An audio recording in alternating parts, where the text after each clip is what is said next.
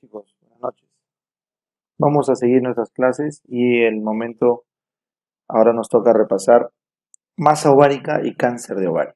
¿Ya? Son dos temas diferentes, así que le vamos a dar dos enfoques diferentes. Entonces empezamos acá. ¿Cómo deben enfocar masa ovárica? Recuerden que la única forma, o al menos la más frecuente, que ustedes van a encontrar una pregunta de masa ovárica es a través de una ecografía. Entonces, tienen que saber que alrededor del 9% de las ecografías en las mujeres de edad fértil pueden dar una masa en el ovario, que usualmente es un quiste, ¿correcto? Que no supone ningún peligro. Entonces, lo primero que deben recordar es que la masa ovárica es frecuente y es un hallazgo incidental en la ecografía. Estas pueden ser sólidas, masa sólida, que siempre hay que pensar un cáncer.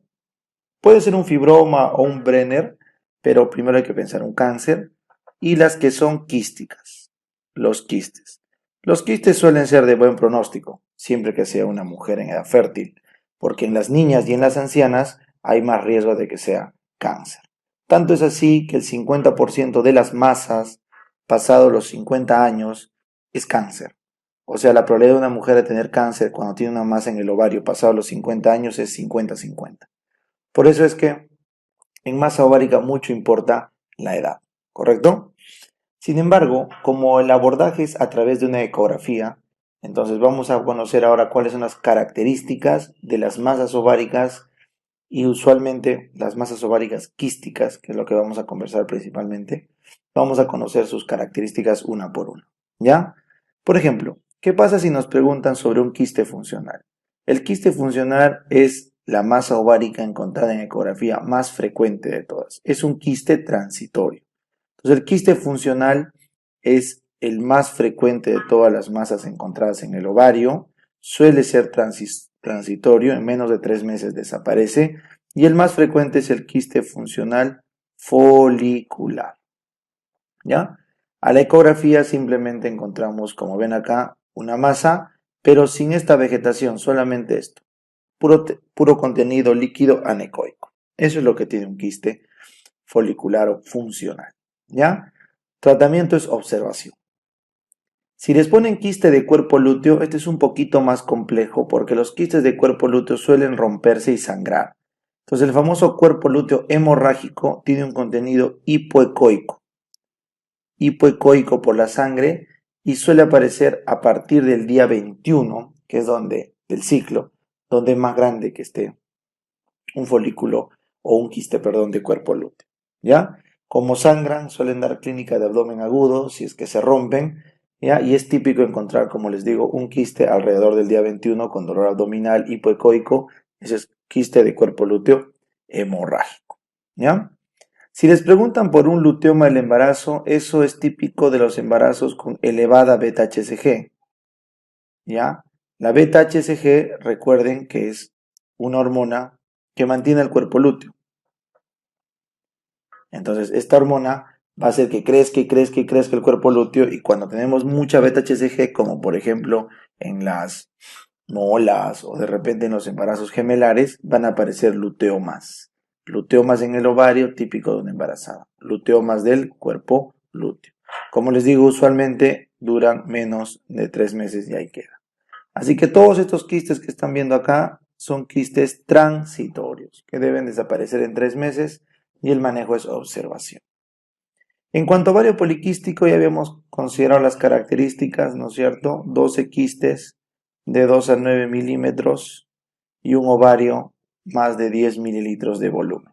¿Ya? Esa es la característica de un ovario poliquístico para los criterios de Rotterdam.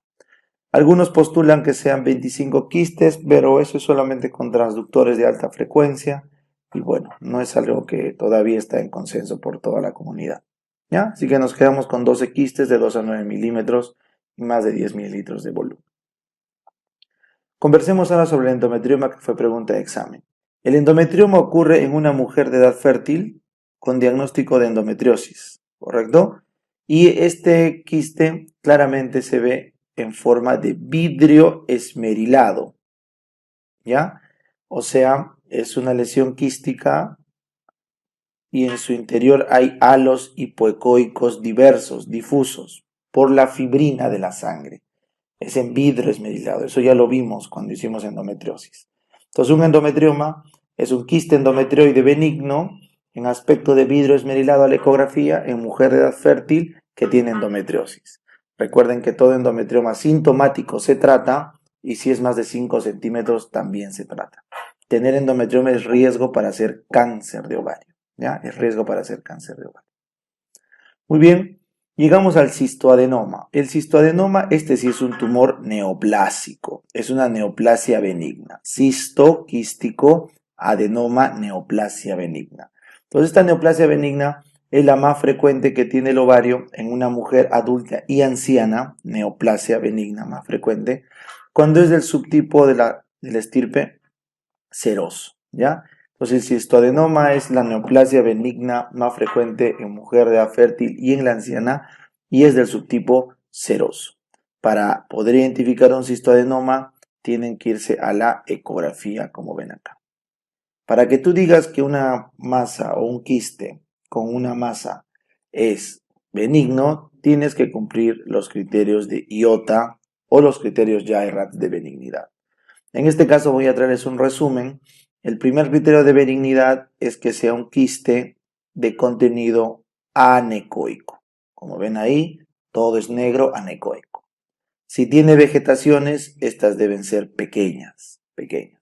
Si tiene tabiques, como los que dibujo, tienen que ser finos y menos de 4 compartimientos. Finalmente, no tiene Doppler alrededor de la lesión. Entonces, esos son algunos de los criterios IOTA que deben recordar. Quistes anecoicos, tabiques finos, poco loculados y que no tengan Doppler. ¿Ya? Porque lo contrario, la variante maligna sería esta de acá, el carcinoma, ¿no es cierto? El carcinoma de ovario, que vamos a ver más adelante, que puede ser de estirpe epitelial, de estirpe germinal o de estirpe estromal, siendo la más frecuente a lo largo de la edad, en todas las edades de la mujer, y también, sobre todo, de adulta y anciana. El más frecuente es el cistoadenocarcinoma seroso, ¿no? Es el más frecuente globalmente hablando. Si hablamos solo por las niñas, es el disgerminoma. Pero el carcinoma más frecuente en general en la mujer y sobre todo en la anciana es el cistoadenocarcinoma seroso, ¿correcto? Esta sí es una neoplasia maligna, ¿ya? Y también asterisco lo podemos ver acá en la ecografía, ¿ya? Entonces, como les dije, ¿cuáles son las características ahora de malignidad? Este quiste que estoy delineando tiene un contenido hipoecoico, parece que estaría sucio. Tiene unas vegetaciones grandes. Está con Doppler peritumoral, hay un Doppler alrededor del tumor, ¿correcto? Y si fuera loculado tendría tabiques gruesos y múltiples cámaras, ¿ya?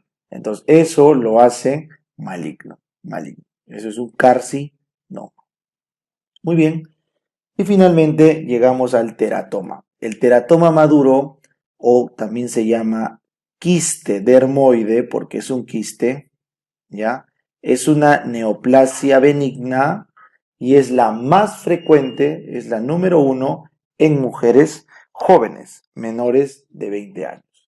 El quiste dermoide o teratoma quístico maduro es la neoplasia benigna número 1 en mujeres menores de 20 años, ¿ya? Entonces, este teratoma maduro, vénganse acá, tiene las siguientes características. Lo vamos a ver. Este teratoma tiene áreas anecoicas, áreas hipoecoicas y áreas hiperecoicas, de tal forma que se alternan a lo largo del tejido áreas hipoecoicas, hiperecoicas. Inclusive algunas tienen forma de diente, otras pueden tener así, parece pelo, bueno, es una anatomía patológica, ¿no? Y en el centro vemos un corpúsculo bastante hiperecoico, que es el corpúsculo o cuerpo de Rokitansky. Ese es un teratoma maduro.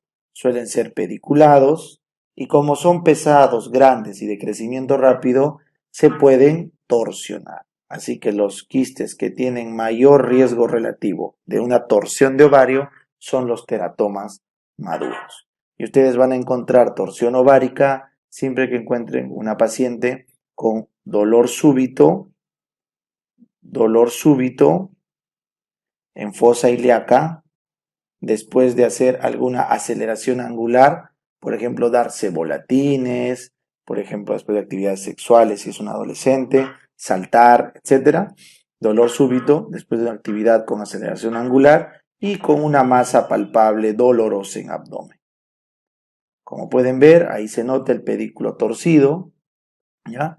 Y esto va al ecodoppler mostrar sufrimiento de vascularización. Esto es un abdomen agudo, tiene que intervenirse rápidamente para poder rescatar el ovario y si no se hace la anexectomía. ¿Ya? Torsión de ovario más frecuente por teratoma maduro. Ahora, si les preguntan cuál es el más frecuente que hace torsión de ovario, el más frecuente son los quistes funcionales, porque hay muchos más quistes funcionales, pero el más riesgoso es el teratoma maduro, porque hay muchos menos teratomas, es menos probable o en frecuencia, pero como es más grande, más pesado, pediculado, tiene mayor riesgo. ¿Correcto? Muy bien. Ahora, para terminar esta lámina, tenemos que recordar que hay un orden, hay una frecuencia en los quistes, ¿ya? O en las masas ováricas. Entonces vamos a estudiarlas rápidamente para no perdernos. Las masas ováricas más frecuentes son los quistes, ¿correcto? Es mucho más frecuente que las lesiones sólidas. Siempre que vean lesiones sólidas, piensen en un carcinoma, sobre todo los germinales. Los carcinomas germinales suelen ser sólidos. Y piensen en tumor de Brenner o fibroma. ¿Ya? El fibroma es derivado del estroma, el Brenner epitelial, lo vamos a ver luego. Son lesiones benignas, pero sólidas. ¿Ya? Luego, dentro de los quistes, los más frecuentes son los transitorios, estos de acá. Y dentro de estos de acá, el más frecuente es el funcional del tipo folicular, el que podemos encontrar en una chica de edad fértil. Luego, si les preguntan, las masas ováricas más frecuentes benignas en la gestante son los luteomas del embarazo. Muy bien. Luego, si nos salimos de los quistes transitorios, que duran menos de 3 meses, y nos vamos a los persistentes, que duran más de 3 meses, o sea que no curan solos, el número 1 es el endometrioma. El número 1. El número 2, según UpToDate, la secuencia IOTA, es el carcinoma. Los cánceres son la segunda masa más frecuente que se encuentra en la ecografía. En tercer lugar, los cistoadenomas y en cuarto lugar, los teratomas maduros. No olviden que el teratoma maduro ocupa el primer lugar si hablamos de chicas menores de 20 años, o sea, adolescentes o niñas. ¿Correcto? Y si les preguntan cuál es la estirpe más frecuente de una neoplasia, ya sea benigna o maligna, la estirpe más frecuente es epitelial. En general, si les preguntan cuál es la estirpe más frecuente en las niñas, será pues germinal. Germinales en las niñas. Y la más rara en general, la estirpe estromal. Ahora, si la pregunta es por edad, ¿cuál es el tumor más frecuente en una niña o en una anciana? Bueno, ahí tienes que sospechar cáncer. Son frecuentes también los quistes benignos, pero hay que sospechar cáncer. En cambio, en una mujer fértil, lo más probable es que sea benigno, ¿ya? Que sea benigno. En la niña y en la anciana depende mucho de la ecografía.